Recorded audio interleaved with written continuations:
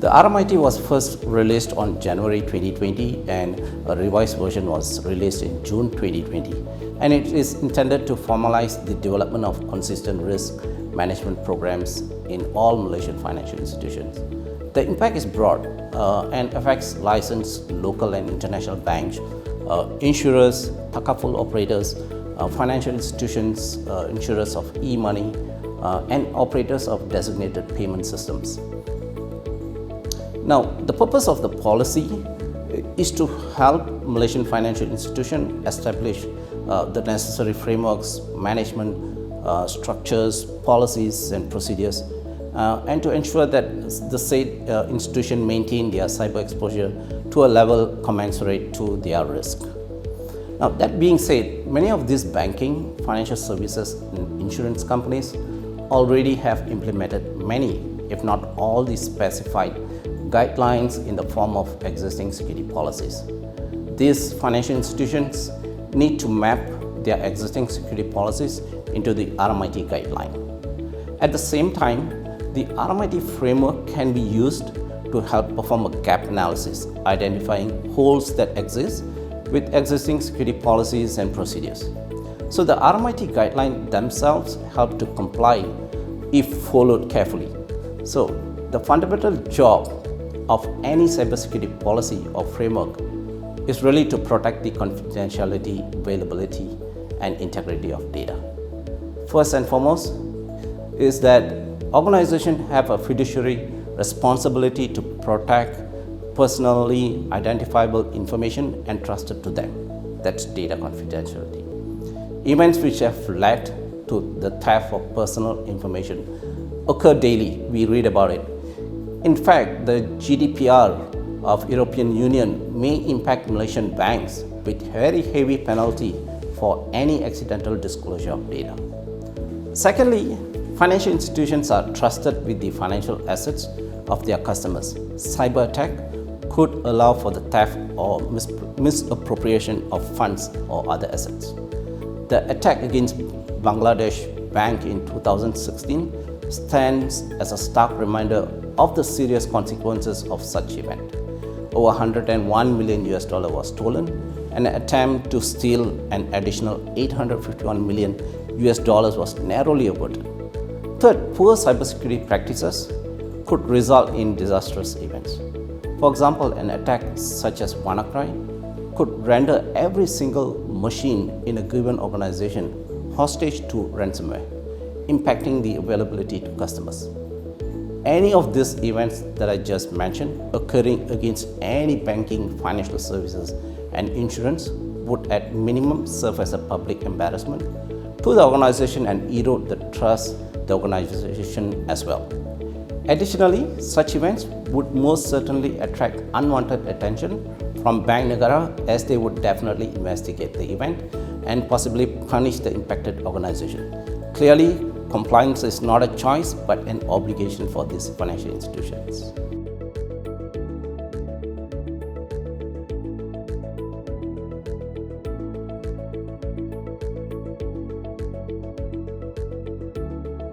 In terms of tools, we need to understand the policy domains that RMiT covers. This is a very broad area of coverage. We can group them into 3 administrative and process domains and 3 technical domains: governance, technology risk management, internal awareness and training, technology operations management, cybersecurity management, and technology audit.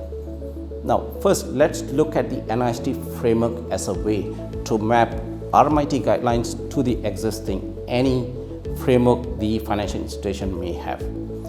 The NIST Cybersecurity Framework, CSF, addresses all 6 subdomains of Bank Negara's regulation, and any existing policies that the BFSIs may have can be mapped directly to NIST. Software tools are readily available to help customers map into the NIST cybersecurity framework.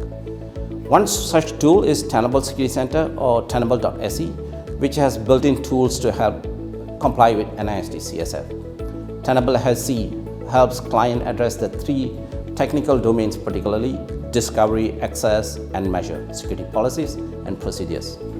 Now, Tenable SC policy compliance with NIST framework that can help this organization map to CSF and tends to RMiT. The Tenable SC comes with built-in features, functions such as conformance assessment functions that can automate the assessment of technical controls to evaluate what is in place and operating effectively and what might need to be improved. Continuous monitoring gain continuous visibility across the financial institution's network infra, including physical, virtual, cloud, mobile environments, and state of both compliance and vulnerabilities. And lastly, assurance report card that can provide a scorecard which measures, report, and benchmark against NIST cybersecurity framework. So Tenable SC not only helps organization with RMiT compliance, but it is also a great RBVM platform, which means it can help organization identify, predict, and prioritize remediation efforts, which is a key recipe for strategic vulnerability management practice for this financial institution and a key requirement for RMiT.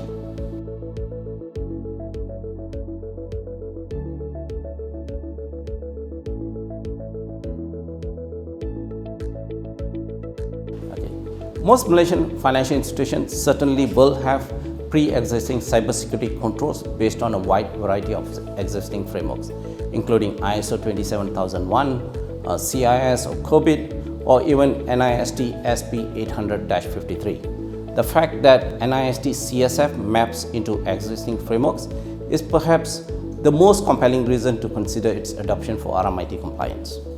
CSF directly references these existing frameworks, expressing their requirements in a common language. The CSF by itself expresses all cybersecurity activities in a common language. Leverage existing standards, it does not need to reinvent the wheel, can map existing processes, standards, and guidelines into CSF and vice versa. It provides crucial guidance for reinforcing security controls while maintaining a focus on business objectives. It also provides a vehicle to effectively and uniformly measure cybersecurity effectiveness independent of existing framework.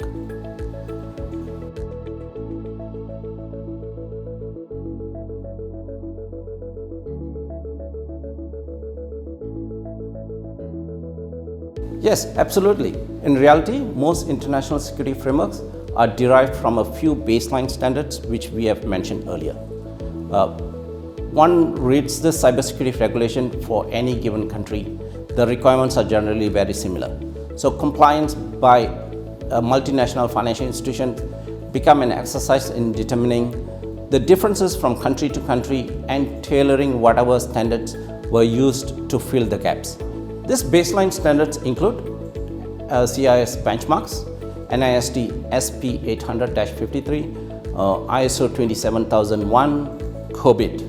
Again, the NIST CSF framework is specially designed to allow for mapping of different standards into common language, allowing the financial institution to express compliance in this common language and allowing auditors to quickly reconcile compliance with the local government regulation. It's flexible, repeatable, reusable, technology neutral, cost effective, and measurable.